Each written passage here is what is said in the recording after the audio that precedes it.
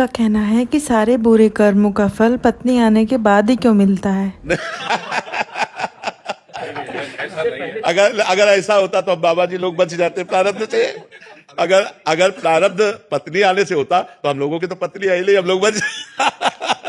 बाबा जी से पूछो तो लगता है गृहस्थी का जीवन बहुत सही है। कम से कम रसोई में बैठ के गरम गरम रोटी तो मिलती है यार तुम्हें। कम से कम अपने दुख सुख की बात तो आप किसी से कह सकते हो। यहाँ किससे बात करें? परमात्मा के सिवा कौन है? अंदर से जो परमात्मा से रस मिले तब तो बात सही। अगर परमात्मा से रस नहीं मिला तो बड़ा शुष्क और कठोर जीवन होता है। माता पिता भाई बंधु परिवार रिश्ते नाते सबको काट करके और भगवान के मार्ग में चल रहे हैं और भगवदानंद मिला नहीं, काम क्रोध जला रहे हैं, ना काम भोग सकते हो और ना कोई मोह, ना कोई अपना, ना कोई। बड़ा कठिन मार्ग है। निकल गए तो निकल गए, फिसल गए तो फिसल गए।